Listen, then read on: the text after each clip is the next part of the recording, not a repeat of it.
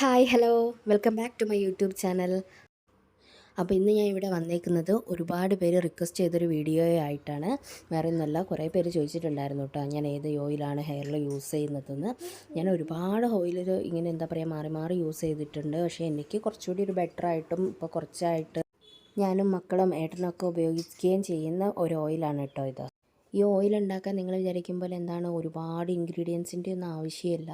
പിന്നെന്ന് പറഞ്ഞാൽ കുറച്ച് നല്ല ടൈം എടുക്കും, നമ്മുടെ എഫേർട്ട് തന്നെയാണ്. പിന്നെ ഏത് കൊച്ചു കുട്ടികൾക്കോ മുതിർന്ന ആളുകൾക്കോ ഒക്കെ യൂസ് ചെയ്യാം. അപ്പോൾ ഞാൻ ഇനിയും ദീർഘിപ്പിക്കുന്നില്ല. പല പേരുകളിൽ ഇത് അവൈലബിൾ ആണ്. ഇപ്പോൾ വാങ്ങിക്കാനാണെങ്കിലും ഉണ്ടാക്കുമ്പോഴും ഇപ്പോൾ യൂട്യൂബിലൊക്കെ സെർച്ച് ചെയ്താൽ കാണാം ഉരുക്ക് വെളിച്ചെണ്ണ, തേങ്ങ വെന്ത വെളിച്ചെണ്ണ, അങ്ങനെ പല പേരുകളിൽ അറിയപ്പെടുന്നുണ്ട്. അപ്പോൾ നിങ്ങൾക്ക് എന്ത് വേണേലും പറയാം കേട്ടോ. അപ്പം ഞാനിത് ഉണ്ടാക്കാൻ വേണ്ടിയിട്ട് അത്യാവശ്യം വലുപ്പമുള്ള വിളഞ്ഞ ഒരു 6 തേങ്ങ എടുത്തിട്ടുണ്ട്.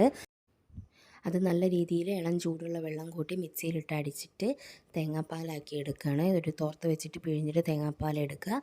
അത് നമ്മുടെ സോസ് പാനിലോട്ട് മാറ്റിയിട്ട് എന്താ പറയുക ഗ്യാസിൽ വെച്ചിട്ട് ഒരു തിള വരുന്നത് വരേക്കും നല്ല ഹൈ ഫ്ലെയിമിൽ വെക്കുക. ഒന്ന് തിള വെച്ച് തുടങ്ങുന്ന സമയത്ത് ലോ ഫ്ലെയിമിലോട്ട് മാറ്റുക. എന്നിട്ട് ഏകദേശം പാലൊക്കെ പിരിഞ്ഞൊരു സ്റ്റേജില്ലേ ആ ഒരു ഫോമിലെത്തുമ്പോഴേ ഓഫാക്കുക കേട്ടോ. നിങ്ങൾക്ക് ബാക്കി വന്നപ്പോൾ തന്നെ ചെയ്യണമെങ്കിൽ ചെയ്യാം. ഞാൻ എന്തായാലും നല്ല രാത്രി ആയപ്പോൾ ഞാനത് ഓഫാക്കി പിറ്റേന്ന് രാവിലെ ഇരുമ്പിൻ്റെ ചീനച്ചട്ടി വെച്ച് പകുതി തേങ്ങ അതിലിട്ടിട്ട് നല്ല രീതിയിൽ തന്നെ വറുത്തെടുക്കുകയാണ്. അപ്പോൾ ഒരു ചെറിയ പ്ലേറ്റിലേക്ക് നമ്മൾ തേങ്ങയിൽ നിന്ന് എണ്ണ കിനിഞ്ഞ് വരുമ്പോൾ എടുത്ത് നോക്കിയാൽ അറിയാം നല്ലൊരു സ്മെല്ലും ഒരു ഞെരിചിരിയായി വരുന്ന ടൈം ഉണ്ടല്ലോ, ആ ടൈം ആകുമ്പോഴാണ് ഓഫാക്കേണ്ടത്. കറക്റ്റ് ഫോമെന്ന് പറഞ്ഞാൽ അധികം വെന്ത് പോകാനും പാടില്ല കേട്ടോ. അതിന് ശേഷം അതൊരു പാത്രത്തിൽ മാറ്റിയിട്ട് ഒരു ഇളം ചൂടിൽ തന്നെ നല്ലോണം പിഴിഞ്ഞെടുക്കാൻ ശ്രമിക്കാം.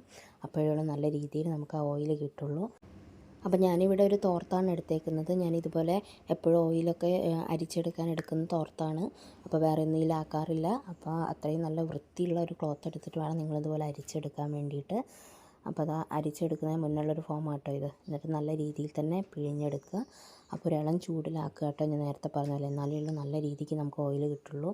ഇപ്പോൾ അതാ പകുതി എടുത്തപ്പോൾ എനിക്ക് ഏകദേശം ഒരു 100 ml അടുത്തേ കിട്ടിയിട്ടുള്ളൂ.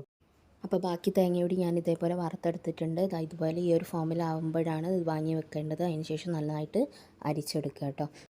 അപ്പോൾ ഞാനിവിടെ ഒരു 6 തേങ്ങയാണ് എടുത്തിട്ടുണ്ടായിരുന്നത്. അപ്പോൾ എനിക്ക് ഏകദേശം ഒരു 200 ml വെളിച്ചെണ്ണ കിട്ടിയിട്ടുള്ളൂ. അപ്പോൾ എന്തായാലും എല്ലാവരും ട്രൈ ചെയ്ത് നോക്കുക. എന്തെങ്കിലും ഡൗട്ടോ കാര്യങ്ങളോ ഉണ്ടെങ്കിൽ കമൻറ്റ് ബോക്സിൽ അയയ്ക്കുക. അപ്പോൾ ഇത്രയുള്ള മറ്റൊരു വീഡിയോ ആയിട്ട് നമുക്ക് വീണ്ടും കാണാം.